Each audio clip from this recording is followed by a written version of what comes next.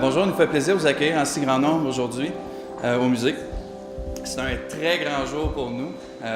Aujourd'hui, on va vous présenter avec fierté, très grande fierté, nos 3 nouvelles expositions. Les dernières semaines ont été difficiles, on va dire ardues, mais attendez de voir le résultat. Merci à toute l'équipe du musée. On va tous les saluer, on va tous les remercier. Richard, Gilles, Sandra, Martin. Sans vous autres, Frédéric également, mais c'est pas ça que j'allais dire, mais tout ça, ça aurait été impossible. Parce que l'équipe a travaillé fortement dans les dernières semaines, puis monter 3 expositions en même temps, c'est un travail fou. Alors, on vous remercie. Bravo!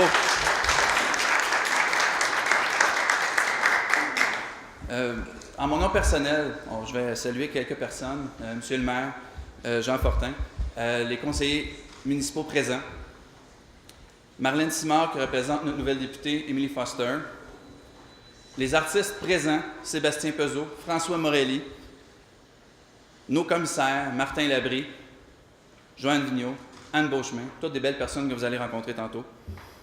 Tous les membres du conseil d'administration, je vous remercie. Et bien sûr, vous, les grands et chers amis du musée. Comme je l'ai mentionné à plusieurs reprises, le rôle d'un musée, c'est important de faire réfléchir, de provoquer, d'innover et de surtout interpeller les gens.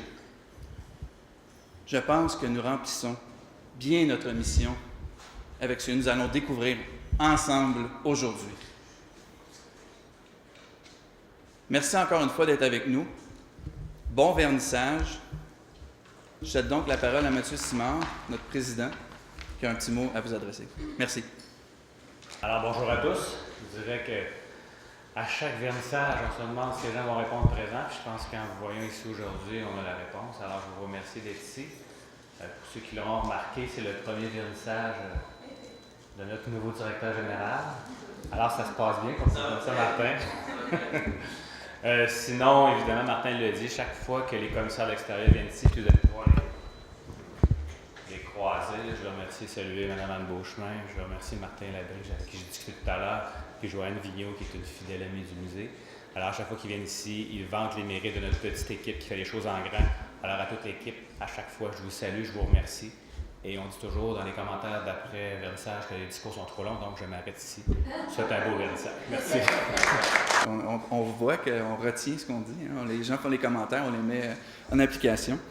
Alors, c'est avec plaisir, maintenant, qu'on va vous présenter Sébastien Peuzeau et Martin Labrie, et ils vont parler de leur formidable exposition.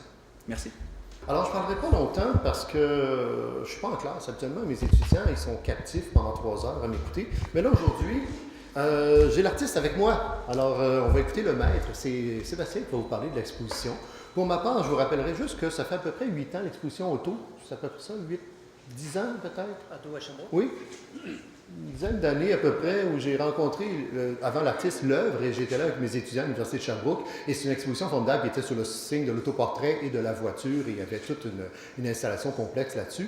Puis j'ai vraiment trouvé ça intéressant, et puis j'ai commencé à suivre un peu l'artiste à distance, voir les productions, et puis Sébastien bien, a exposé à plusieurs endroits, et puis j'ai eu l'occasion de voir sa production évoluer. Puis ça fait à peu près 2-3 ans qu'on travaille un peu cette exposition-là, et je vais m'arrêter là, en disant tout simplement peut-être un rappel que Sébastien, bien sûr, a fait ses études de bac à l'Université de Montréal, maîtrise à l'Université du Québec à Montréal, si ma mémoire est bonne. Il enseigne à l'Université de Sherbrooke depuis plus d'une dizaine d'années, 12 ans, je crois, 12-13 ans. 15 ans, mon Dieu. Et puis, oui, je salue également Frédéric Renaud, qui est une de mes anciennes étudiantes ici. Alors, j'ai pris un coup de vieux. La barbe m'a blanchi du coup, c'est incroyable. Et d'autres étudiants que j'ai eu en histoire civilisation, en muséologie, puis en histoire au cégep. Alors, c'est formidable. Donc, Sébastien, on a la chance de l'avoir ici, d'avoir son exposition qui est une rétrospective des 8 dernières années. Alors, différentes séries, noir floral, mâle floral, les instruments musicaux, post-punk art now. Il va vous en parler un peu, je vais laisser un peu plus la parole. Et c'est un beau détour ici à Baie-Saint-Paul après une exposition à l'Université de Sherbrooke, un solo au Musée des Beaux-Arts de Sherbrooke. Également, il a été l'artiste invité représentant du Québec pour le Festival de la francophonie à Hong Kong. Donc, c'est là que j'ai vu les œuvres vraiment présentées grand format à l'autre bout du monde. C'était vraiment formidable. On a un très bon ambassadeur ici. Alors, vous allez voir, les œuvres s'invitent certaines à la contemplation, d'autres à la contestation, à la déconstruction, vous allez voir. Et il y a le grand catalogue de l'exposition de Brooklyn qui est au centre de l'exposition. Feuilleter ce grand catalogue-là qui fait 4 pieds de dimension, c'est quasiment une œuvre d'art en soi. Sébastien a été l'organisateur de cette grande exposition sur l'art punk aujourd'hui. Je vous laisse la parole et puis je vous remercie, puis bonne visite. Merci Martin de m'avoir invité à cette expo, d'avoir été commissaire. Alors moi aussi je dis un merci rapide, merci à Richard puis Gilles d'avoir survécu à mon montage. Donc jusqu'à ce matin on a travaillé, mais ça s'est bien passé, personne ne s'en est rendu compte. Hein? Alors voilà, c'est prêt et donc on m'a demandé de résumer l'exposition en quelques mots. Et donc Martin a réussi à présenter, à faire une sorte de mélange. La première partie vers la gauche, si donc on entre vers là, c'est 2 corpus qui se suivent, mâle floral et noir floral, et le mâle floral vient de Baudelaire, les fleurs du mal, puisque donc moi je viens du punk rock et de la vidéo, et les fleurs c'était donc pas lié à ma culture, c'était plutôt culture que nature, mais donc à travers ça, à travers ce recueil de poèmes, j'ai fait cette série-là et j'étais donc pendant une dizaine d'années à la campagne. Donc j'ai fait ces corpus-là en référence à ces éléments organiques qui poussent, mais que je ne m'intéressais pas tant que je ne les prenais pas en photo, finalement. Et donc c'est ça un peu le mal de l'histoire. Et après, il y a le noir floral parce qu'il y a quelques images sur granit qui ont été gravées sur granit noir. Donc tout un premier corpus d'images fixe, un deuxième vers le fond, et là, c'est plutôt des installations vidéo. Donc, moi, je viens de la vidéo, j'ai fait des études cinématographiques en cinéma, et c'est là où j'ai découvert la vidéo d'art, la liberté que la vidéo d'art me permettait d'avoir. Et ces corpus-là sont tous liés à la musique d'une certaine manière. Donc, bling avec des cordes de musique, de guitare, de basse, de violon, parce que j'ai goûté au violon quelques jours avant de l'abandonner, pour ensuite aller vers la trompette. Et donc, la trompette, j'ai joué longtemps. Et donc, il y a également donc, des pavillons de trompette, une embouchure de trompette qui sont liés au cymbale. Donc, tout un univers musical. Ça, c'est le deuxième. Et le troisième univers, c'est un peu la salle dansante qui est justement sur l'influence du punk en art visuel. Parce que le punk a été un mouvement assez important fin 70, 90, et qui a marqué beaucoup de gens. Beaucoup d'artistes ont nourri le punk et beaucoup de punk ont nourri, à mon avis, les arts. Et c'est donc avec ce corpus de Post-Punk Art Now où j'ai rassemblé des artistes qui ont, à mon avis, une démarche influencée par le punk. Et donc, il y a eu cette exposition-là et une publication, très grand format, format affiche, qui est un peu comme une œuvre collective, qui n'est pas un documentaire pour l'expo. Il y a des textes qui sont des essais, de la poésie. Les textes sont comme des œuvres, ne parlent pas des œuvres, des images. Alors, vous pouvez le consulter et vous pouvez même l'acheter, puisqu'à la boutique, ils en ont. Alors voilà, ça c'est bien pour une fois, il va y avoir une diffusion. Et pour finir, donc, il y a ici cette carte mentale. Alors cette carte mentale, vous savez, lorsqu'on fait notre démarche artistique, les artistes, on a des mots, comme ça on essaie de rassembler nos idées, d'où on vient, où on va, pourquoi suis-je, où vais-je, oh my God. Alors tout ça ensemble, on essaie de noter tous ces mots-là et de faire, on a un sens déjà, mais là, il faut les mettre en mots, hein, un mot après l'autre, mais tel mot fait référence à un autre, et ça devient une sorte de sudoku, un peu textuel. Vous savez, un sudoku, il faut que les chiffres se touchent puis se touchent pas. Bien là, c'est la même chose, mais avec des mots. Qu'est-ce que, au niveau historique du concept, qu'est-ce qui fait sens? Alors, vous voyez, dans le milieu, disons, juste à côté d'Opus Focus. Alors déjà, Opus Focus, c'est un jeu de mots avec Hocus Pocus. Alors, Hocus Pocus, en anglais, ça veut dire comme abracadabra. Et donc, ça part de là, ce jeu de mots. Et à côté, donc, il y a punk. Donc, je viens de cet univers-là. Ensuite, DIY, le faire soi-même dans le punk, c'est une attitude, ça fait partie du travail. Et donc, autant au niveau vertical qu'horizontal, j'ai essayé de faire des liens pour présenter ce travail qui rassemble plein de directions. 3 minutes finies. Merci à tous. Bonne soirée. Bon après-midi. Alors, merci à vous deux. C'est la première fois qu'un artiste que je vois de ma personne qui arrive, qui se dit « Martin, il dit, allez à la boutique, on a un livre qui parle de nous, on a un document. » Alors, ça me fait très plaisir, effectivement. Vous pouvez passer par la boutique après. Alors, merci beaucoup d'en avoir fait la mention. À ce moment-ci, nous accueillons François Morelli et Joanne Vigneault qui m'ont parlé de leur exposition qui est hautement intéressante également. Moi, je veux remercier aussi, oui, les techniciens Gilles et Richard parce que ça a été un montage un peu plus long que prévu initialement. Et aussi le 1700 La Poste à Montréal qui nous a prêté du matériel pour l'exposition. Mais je dois remercier Patricia Aubé, la conservatrice du musée qui est en congé maternité. C'est à cause de son congé que c'est moi qui ai été nommée commissaire pour l'exposition, étant donné qu'elle ne pouvait pas le faire. Alors, je dois la remercier d'être tombée enceinte pendant cette période-ci et remercier Jacques Saint-Gelais-Tremblay de m'avoir offert l'opportunité d'être commissaire. Ça m'a fait découvrir M. Morelli. J'avoue que j'étais totalement ignorante. Je connaissais son nom.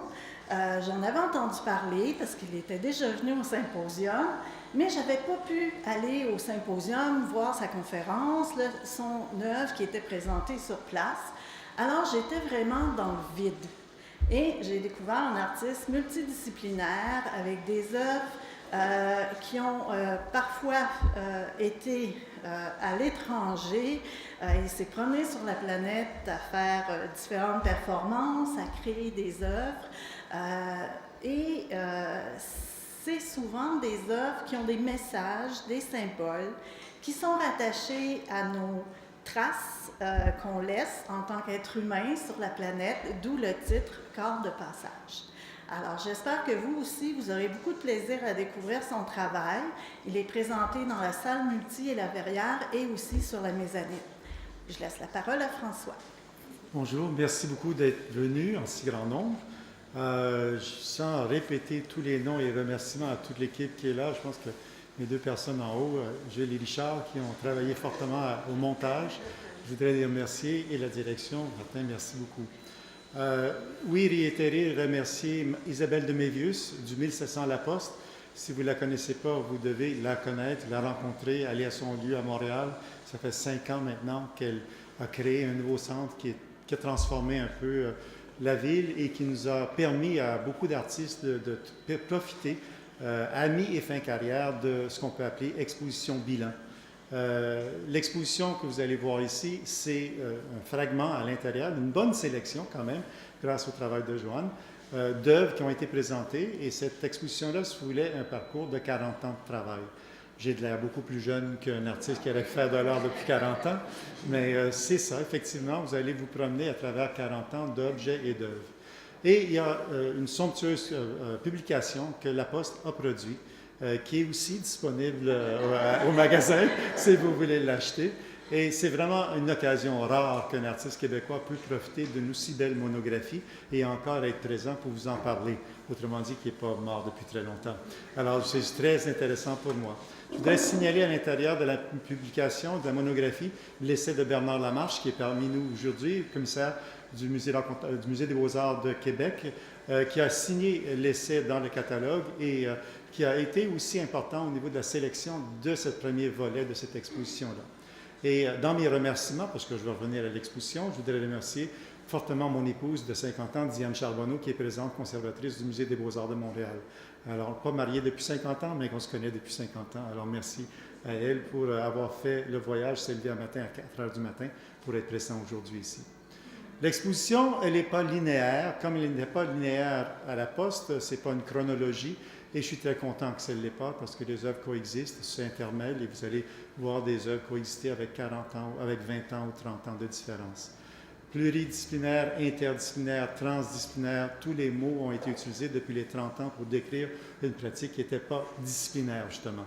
Je ne suis pas uniquement peintre, sculpteur, graveur, performeur, photographe et toutes ces choses-là, mais j'utilise toutes ces techniques-là pour travailler et je l'ai toujours fait. Aujourd'hui, c'est une mode, c'est que les jeunes à qui j'ai enseigné depuis 35 ans le font. Et à l'époque que j'ai commencé à le faire, on était plutôt rares à faire ce genre de travail. Attardez-vous à des œuvres qui sont intimistes, premièrement, des œuvres qui sont petites ou qui sont peut-être très monumentales. Les techniques, vous allez les voir, à peu près tout, fil noué, métal, lanière, coton, fil de verre, tampon, encreur, impression, textile, pas tout à fait, mais oui, de la fibre, et dessin, beaucoup. Et ça, c'est grâce à la sélection initiale de Mme de Mévius qui a mis en lumière une production de dessins sur 40 ans énorme que le public ne connaissait pas tellement bien et c'est ce qui a mis en évidence. Alors, je crois que l'exposition a été un succès dans le sens qu'elle est venue ici, puis j'espère qu'elle va ailleurs. J'espère que vous allez apprécier et aimer. Les textes et les cartels allongés aident beaucoup à pouvoir voir les déplacements et les sujets dans chacune des œuvres. Et je vous souhaite un beau voyage, un beau parcours à l'intérieur des corpus et voir ce travail.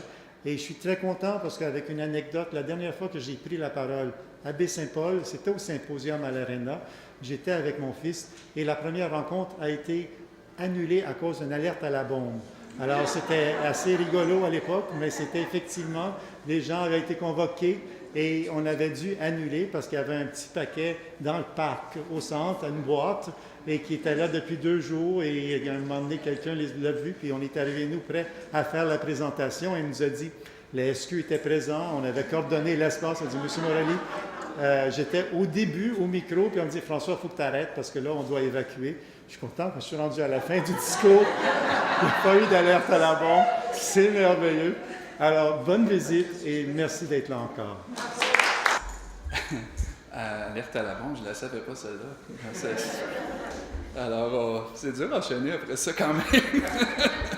Je vais céder la parole maintenant à Anne Beauchemin, qui est la commissaire de notre fabuleuse exposition Observer. Anne? Alors bonjour, bien heureuse de vous présenter aujourd'hui le début d'un périple qui va durer 8 ans. L'exposition Observer. Cette exposition-là, vous allez avoir l'occasion de la visiter sous peu. Elle a une particularité, c'est c'est une exposition permanente qui va se renouveler. Alors, elle se renouvelle. Il y a 2 parties dans l'exposition. Une partie qui est historique, qui est très importante, qui est vraiment le rapport de Charlevoix à l'art, c'est-à-dire tous les artistes qui sont venus travailler dans Charlevoix, qui étaient de la région, qui se sont installés dans la région ou qui ont transité par la région et qui ont laissé des traces, des portraits, des gens, des endroits, des paysages, la nature. Alors, il y a cette première partie qui relate l'histoire du rapport de Charlevoix à l'art du 18e siècle jusqu'à 1960. Dans la deuxième partie, le deuxième volet, c'est cette partie qui va changer d'année en année. Dans cette partie, vous allez voir, bon, cette année, c'est le titre général de l'exposition, c'est « Observer ». Le titre de cette année, c'est « Observer » aussi. Je me suis fait voler le titre par Gino Gariepi, qui m'a demandé s'il pouvait le prendre. J'ai dit oui. Mais bon, alors, chaque année, le thème va être différent. Et la raison, c'est que en travaillant sur un projet d'exposition qui dure 8 ans, mais qui se renouvelle, il faut absolument trouver un fil conducteur. Il faut que les choses fassent, il faut que tout ait un sens. Et j'ai travaillé ici beaucoup sur le symposium. Le travail que fait le musée ici, pour moi, il est beaucoup axé sur le processus de création, sur la création en direct et tout. Alors, je me suis dit, pourquoi pas monter une exposition qui va mettre l'accent sur différentes approches de la création, différentes attitudes, différentes postures dans la création et le faire pour les visiteurs, parce que quand on prépare une exposition, on la fait pour les gens qui visitent et pour faire en sorte que les visiteurs en apprennent davantage sur des choses qu'ils peuvent faire eux-mêmes. Alors, observer, tout le monde observe, mais observer à partir de ce que des artistes font, à partir des sujets, des motifs, des préoccupations, des approches qu'ils ont de l'observation. Alors, c'est ce que va présenter les expositions à chaque année. Il y a un thème principal et qui est divisé en trois sous-thèmes. qui ont été élaborés à partir des recoupements que j'ai faits à travers la collection. Se promener dans cette collection, ça a été comme un labyrinthe. Il fallait que je trouve des œuvres qui se parlent entre elles et tout. Alors, le thème observé aborde la question du regard et de la mémoire avec un groupe d'œuvres. Il aborde la question des territoires explorés, la nature, le paysage qui est exploré. Et il aborde aussi le regard critique que des artistes jettent sur la société, sur le monde dans lequel on vit. Alors, chaque année, il va avoir son thème, ses particularités. La deuxième année, ça va être imaginer, donc des œuvres dont vraiment le trait marquant, c'est l'imagination. La troisième année, ça va être concevoir. La quatrième année, réaliser. Réaliser, on va être dans le faire de la réalisation des œuvres. Il va avoir composer, exprimer. Il va avoir comprendre et il va avoir rayonner. Rayonner, ça va être le rayonnement de l'œuvre dans la culture, dans la société. Ça va être le travail du musée aussi dans sa région, dans son milieu, qui fait rayonner l'art.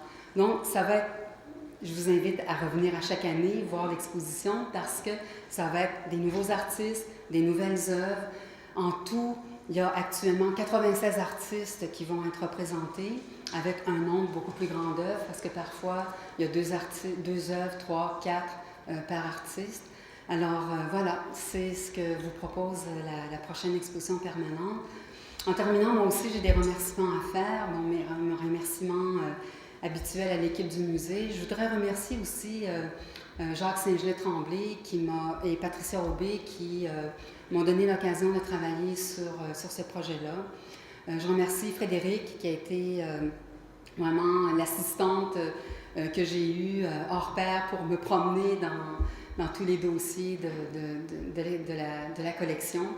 Et j'aimerais remercier aussi l'équipe de Bergeron-Gagnon, Gino Gariepi, Félix Bédard, qui ont travaillé à la scénographie, enfin tous les aspects techniques, esthétiques aussi.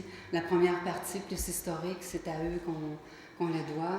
Donc ça a été un travail vraiment remarquable que j'ai beaucoup apprécié avec eux.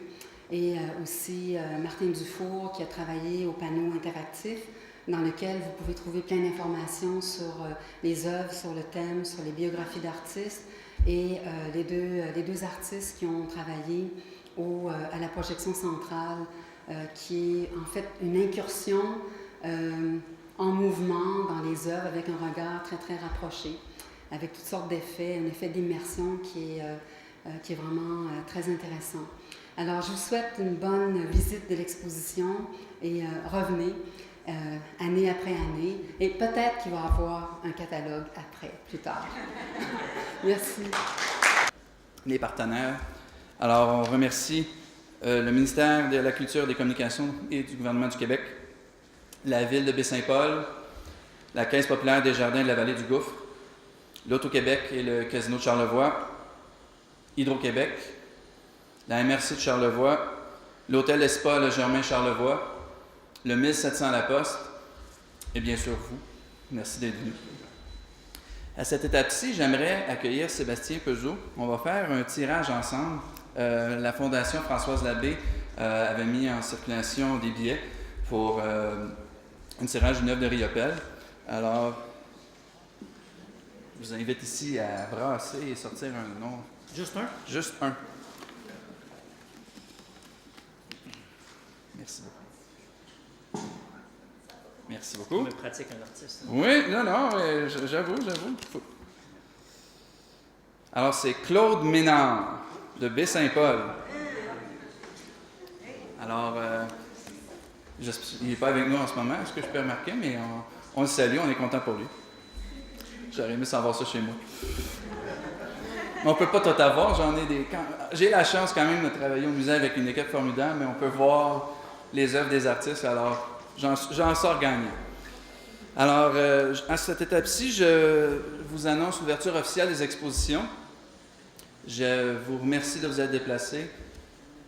Profitez de la chance d'avoir les artistes ici, parlez avec eux, rencontrez-les et apprenez-en sur leur technique et sur leur façon de travailler et en même temps profitez de leur savoir.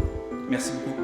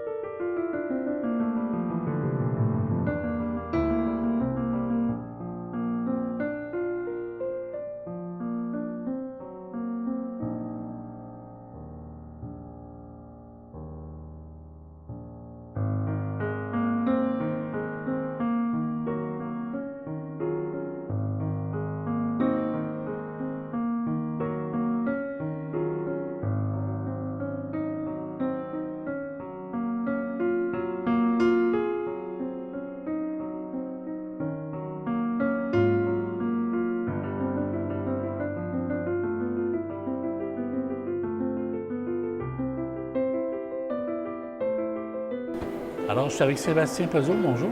Bonjour. On est ici au vernissage de votre exposition. Oui.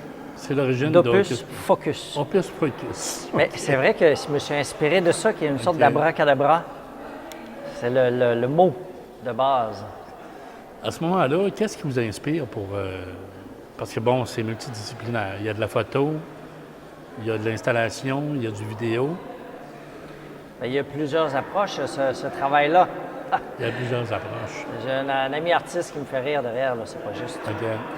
Alors, il y a plusieurs œuvres, il y a plusieurs étapes, plusieurs années. Donc, ici, là, dans cette petite salle-ci, c'est sur l'influence du punk en art visuel. Et le punk, moi, j'ai été vraiment inspiré par ça, influencé par ça. J'ai joué dans des bandes de punk rockers. Tous mes vieux amis sont liés à l'univers du punk rock. Ça m'a permis de me définir, puis de devenir qui je suis. Et donc, je pense que les arts visuels ont nourri le punk rock à l'époque, mais que maintenant, le punk nourrit beaucoup les arts visuels et d'autres, plein de sortes de formes d'art ou même en dehors de l'art. Mais donc, c'est une sorte d'affirmation, de statement que j'ai fait avec l'exposition Post-Punk Art Now, avec la publication qui est sur le socle là, il y a une exposition collective. Puis ici, dans cette petite salle, donc, c'est les œuvres qui sont liées à cette approche-là. Et bon, mais derrière moi, il y a des cymbales et installations audio-vidéo, caméra orchestra. Et là, c'est une installation vidéo en 3 temps. Et il y a donc 3 moments sur l'installation vidéo. Il y a le moment en galerie, le moment la boîte blanche, le moment en studio de musique où on joue avec le drum. Et tu as comme l'atelier où c'est un peu le bordel à droite. Et ces 3 éléments-là, ces 3 lieux qui constituent là où on travaille, où je travaille comme artiste, mais ces 3 lieux-là se répondent. C'est des étapes qui mènent à un travail final. Puis en même temps, c'est comme un groupe. Comme un band, bien, on a le bassiste, le guitariste, le chanteur, le drummer. On est dans un format rock, punk rock. Mais chacun de ces moments-là, seul, ça ne forme pas la musique. C'est l'unité, tout ça qui fait... C'est l'unité. Qui donne un sens. Exactement. Et donc, chacun de ces courts-métrages, ensemble, forme l'installation vidéo. Et donc, toute la portion qui est là, on a des installations audio-vidéo, 2 petites animations réalisées en Russie cet été. C'est pour ça qu'elles portent le terme Russian Soul et Russian Concept. Parce que nous, notre rapport à la Russie, ben, c'est inexistant. Ce qu'on entend, c'est dans la culture cinématographique, dans les romans, c'est des méchants, c'est des espions, c'est des gens gouvernés, c'est de la suite de Staline et tout ça. Mais rendu là-bas, ben, c'est des gens comme vous et moi qui travaillent, qui prennent un verre après, qui font leur épicerie, qui courent attraper l'autobus. Et donc... c'est des idées préconçues qu'on se fait d'eux autres. Ben oui, nous, c'est juste ça qu'on a, là. C'est un peu l'image des médias qui nous donnent Exactement. de cette communauté-là, mais c'est d'autres choses. Exactement. Et donc, c'est pour ça que j'ai utilisé ces 2 termes-là, Russian Soul, sur l'âme noire russe torturée qu'on peut avoir en littérature à travers cette œuvre, ou l'autre animation, Russian Concept. Okay. Et les autres sont plus des images fixes, donc infographie, photo ou photocopie. Et on a donc des œuvres qui sont liées à l'univers floral, et ce sont des montages. Et Mal floral, ben, c'est un clin d'œil à Baudelaire et les fleurs du mal, évidemment. Ouais. Parce que l'univers floral, c'était pas quelque chose que je connaissais du tout. Avec le punk, c'est pas... En punk, il n'y a pas ça du tout. Il n'y a pas beaucoup de D'habitude, liens. les fleurs, c'est pour la fête des mères ou quand quelqu'un est à l'hôpital. Ouais. C'est beau, mais ça ne dit rien d'autre que... Pour arranger une gaffe qu'on a faite. C'est ça. Mais ça n'a pas d'autre sens. C'est pas un sens esthétique. On n'a pas ça vraiment en art actuel. Et donc, c'est mal d'une certaine manière. Et c'est pour ça que j'ai joué avec cette notion-là de cette sorte d'esthétique un peu déformée par le sorte de mariage organique qu'il y a dans toutes ces séries derrière. Quand on prend les 3 médiums, bon, le vidéo, l'installation, la photographie, qu'est-ce qui rejoint particulièrement Sébastien dans tout ça? Qu'est-ce qui rejoint Sébastien Peugeot? C'est pas tant. Ben, au niveau des médiums, j'ai commencé avec la vidéo d'art. Moi, j'ai fait des études cinématographiques en cinéma. Puis là, je me suis rendu compte que je ne ferais pas de cinéma. Parce que le cinéma, c'est une structure hiérarchique. Ouais. C'est pyramidal avec le réalisateur en haut, puis ça Des descend. contacts. Pardon? Des contacts. Il y a ça, puis là, ensuite, tu peux être monteur. Il y a des éléments créatifs, mais déjà, comme c'est pyramidal, comme tu as beaucoup de gens, tu as moins de liberté d'une certaine manière parce que tu as un produit qui coûte très cher à faire. Donc, il faut que tu plaises à beaucoup de gens pour vendre des billets. Puis, moi qui étais dans le punk vraiment à ce moment-là, je voyais pas ce que je pourrais faire avec ça, à part peut-être travailler, à part faire un travail. Mais j'ai découvert la vidéo d'art. Et là, la vidéo d'art, je pouvais faire tout moi-même et n'importe quoi. J'avais le droit d'expérimenter. Et ça, c'était très près du punk rock. Même si je ne savais pas en faire, je pouvais en faire. Sans faire de compromis. Sans faire de compromis.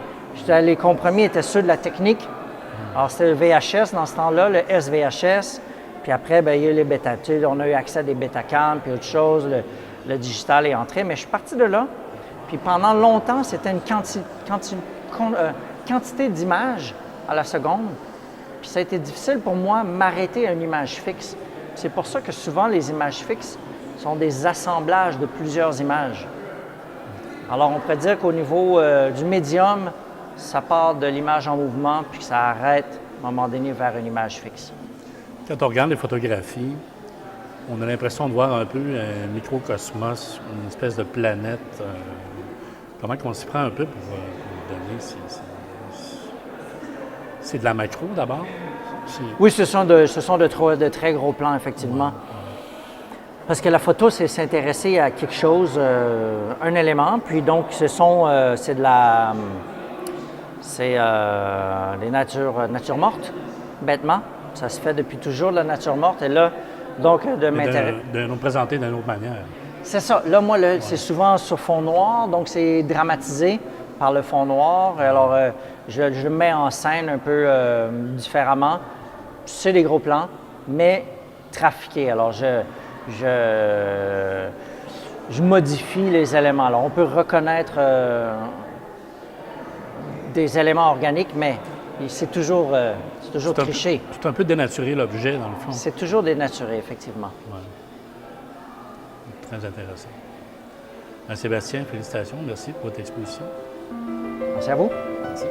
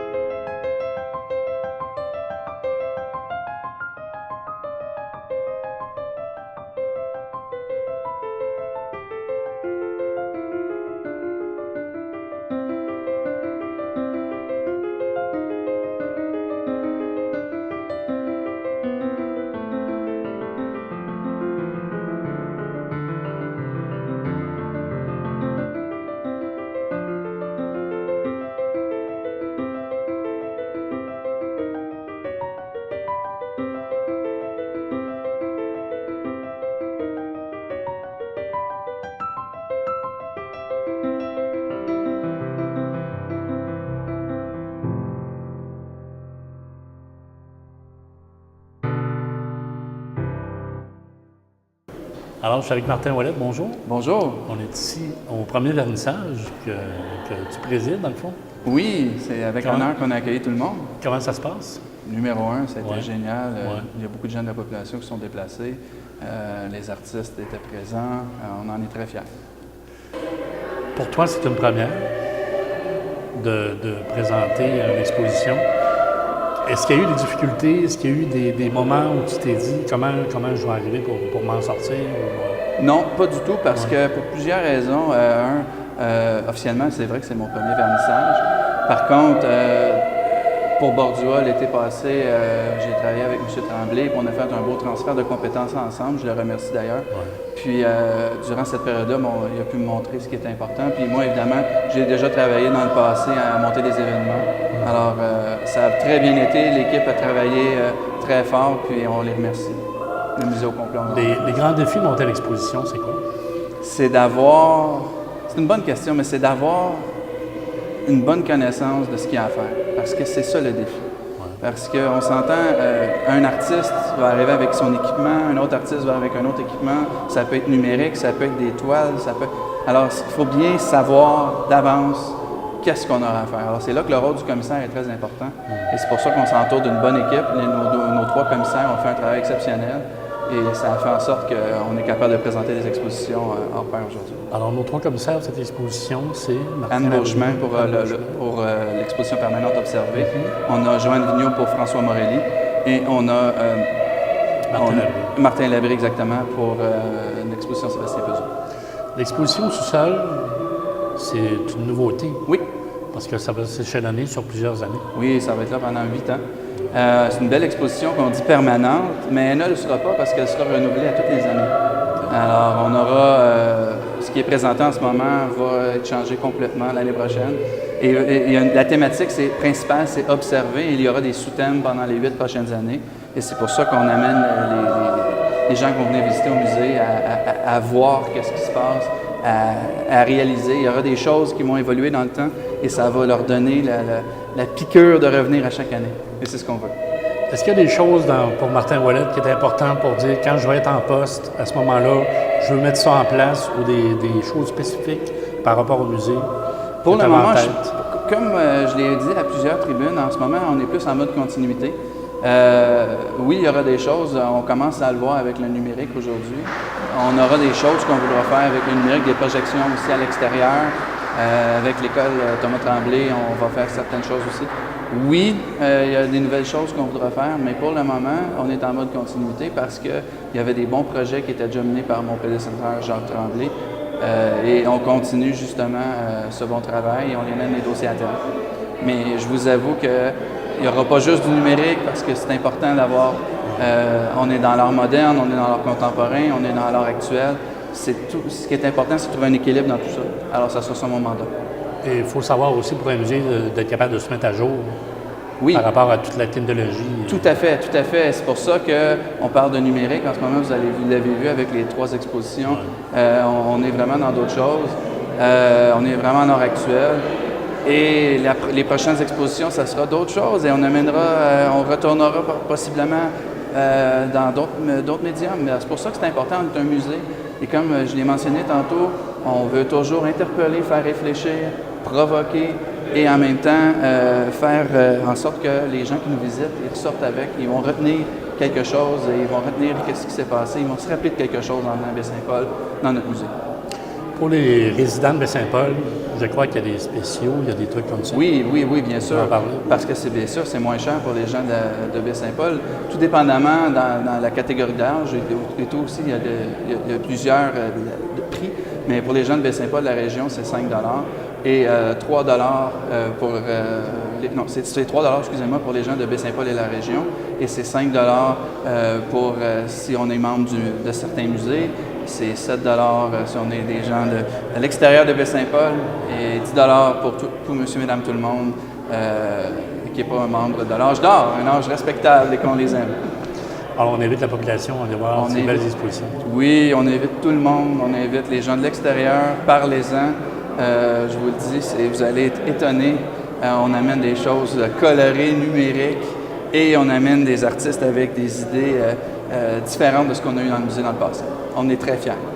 Martin, merci. Merci à toi.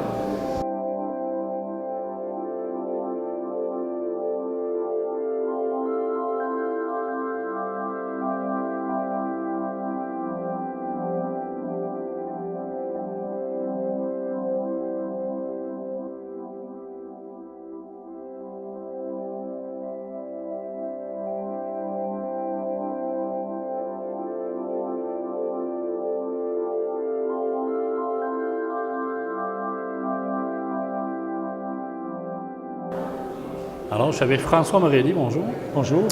Alors, un artiste qui vient exposer ici à Baie-Saint-Paul, un artiste multidisciplinaire, beaucoup de choses. Beaucoup de choses, oui. Du dessin, du graphisme, de l'installation. La sculpture, de la performance, de l'estampe, des livres d'artistes. En fin de compte, une exposition qui reflète ma pratique polyforme sur 35-40 ans, sur 40 ans. Qu'est-ce qui vous inspire en majorité quand on regarde l'ensemble des œuvres? Je crois que les choses qui vont unir le tout, c'est le rapport au corps, à la figure et à mon corps à moi, mon corps qui se déplace, sa mobilité, son vieillissement aussi. Il faut imaginer qu'on me voit plus jeune à différentes époques. Et cette notion-là du corps qui se dépasse, qui cherche ses limites. Et ce corps qui fonctionne à l'intérieur de d'autres corps, le corps social, qui est en rapport physique, mais psychologique, socialement, politiquement, avec l'autre ou les instances autour. Qu'est-ce qui fait qu'on décide, on fait soit une installation, on fait soit Très bonne question. Une peinture, un dessin. Très bonne question. À fin de compte, on peut dire que le dessin, par son immédiateté et sa simplicité, est constant. Ouais. Je dessine constamment, quotidiennement. Alors, je suis en train de dessiner toujours, à petite échelle, dans des livres et tout, et parfois, dans des plus grands formats, quand j'ai mon atelier qui est accessible, je ne suis pas en déplacement. La sculpture va demander des paramètres, mon atelier, un outillage et des choses qui vont être nécessaires pour fabriquer une forme d'une telle dimension. La performance va être souvent issue d'un lieu, interpellée par un lieu ou des lieux, et décider d'agir ou d'interagir avec le contexte et travailler ou d'établir un parcours et de travailler à partir du parcours, les gens, l'architecture, les entourages. L'estampe, plus compliqué souvent parce que ça va nécessiter un atelier d'estampe, des presses, mais des fois c'est mobile, ça peut être aussi dans mon atelier, transformer mon atelier. Alors des fois c'est des questions de circonstances, des fois c'est des états d'âme. Je me retrouve ces jours-ci en train de dessiner la nuit, les petites heures du matin en train de dessiner, et ça se passe dans la chambre à côté de ma chambre à coucher, c'est la proximité de la chose. Interpellé par des idées, des pulsions, des gens, et de trouver les moyens à bord pour pouvoir créer autour et transformer ce moment-là en quelque chose d'autre. C'est un peu dans ce sens-là, les opportunités qui se présentent, et des fois les nécessités techniques autour de la réalisation. Quand on regarde les façons de faire différentes, qu'est-ce qui rejoint plus François Morelli? La main. La main. La main. Le fait main, ouais. La fabrication et le corps. Fabriquer et créer près de moi, dessiner avec mes mains, façonner avec mes mains, nouer, attacher, couper, imprimer, frotter, transporter, ramper, mettre quelque chose dans ma bouche, graver avec. C'est vraiment un travail du faire, un travail qui peut s'apparenter à des techniques artisanales, des fois, des matériaux, des techniques qui sont de l'ordre de tissage, du nouage, du calfeutrage, des choses qu'on peut imaginer, de cordonnerie. On retrouve les mêmes outils, les mêmes choses. Fait que je dirais que c'est les mains et le fait-main qui est le centre du travail. Cela dit, le concept derrière la chose. Il y a toujours le fait-main, le trait concret, mais le concept. Est-ce qu'on peut dire dans l'ensemble de l'œuvre qu'on trouve beaucoup le corps humain, soit dans les dessins, soit dans les tableaux? Est-ce une constance qui revient souvent dans votre... Il est omniprésent. Il est omniprésent soit dans sa représentation. Alors, on va voir des fragments de corps, ou on va voir des corps entiers, mais aussi par son absence. Une suggestion du corps. On le cherche parce qu'il est là, mais il n'est pas totalement là. Il est là en squelette, il est là en enveloppe, mais il est absent, ou il s'est fui. Fait que oui, le corps est omniprésent, soit par ses éléments, une tête, un bras, un torse, et des fois par son absence. Une chaise qui suggère que le corps a été là, ou il aurait pu être là, ou il aurait pu être antérieur de ça. Fait qu'on est dans une constante référence à son corps comme spectateur. On se projette dans la chose, on se projette dans la forme, dans l'objet, et on la ressent de ce sens-là. Et moi, dans ma fabrication, je suis très près de mon corps pour les faire et pour les confectionner. Vous avez participé au symposium. Étrangement, je n'ai pas participé au symposium comme artiste. J'ai été invité comme artiste invité. Okay. Et j'ai parlé, j'ai présenté mon travail. Il y a 2 symposiums. Alors, oui, j'ai participé. Comme j'ai donné une conférence et j'étais l'invité d'honneur. Et j'ai participé à la parade qui inaugurait le symposium. Comment vous trouvez ça, l'activité culturelle qui se passe ici à Baie-Saint-Paul? Je trouve extraordinaire et foisonnante. Ça fait des années que je viens au symposium, voir les expositions. Mes collègues, parce que j'ai quand même 40 ans d'enseignement, 35 ans d'enseignement, mes collègues sont tous aussi passés par Baie-Saint-Paul et mes étudiants ont été présents à Baie-Saint-Paul. Je suis vraiment intéressé par le fait que c'est à la fois très local et ça peut toucher les gens qui sont d'ici, tout en étant ouvert sur des pratiques internationales et globales. Alors, on retrouve des gens de partout au monde et on trouve des pratiques contemporaines qui sont vraiment à l'affût de ce qui est le plus contemporain, de ce qui est le plus actuel, sans faire de compromis à l'intérieur de ça. Fait que je trouve que c'est quand même intéressant qu'une ville aussi petite que Baie-Saint-Paul peut à la fois avoir cette portée-là à l'intérieur des pratiques et des contenus qui sont accessibles aux gens, qui puissent voir et venir. C'est quand même génial. Et le musée lui-même fait son travail en continuant ce type de diffusion et de rayonnement pendant le restant de l'année. Fait que c'est quand même intéressant de voir l'art actuel rayonner dans les régions. Et c'est quelque chose que le Québec est fort à faire. On le fait ici, on le fait à Joliette, on le fait à Rimouski, on le fait à Chicoutimi. Et c'est la force d'un pays grandissant et vieillissant. Et c'est ce qui se passe en Europe, où est-ce qu'on n'est pas obligé d'aller uniquement dans les grands centres pour voir de l'art actuel.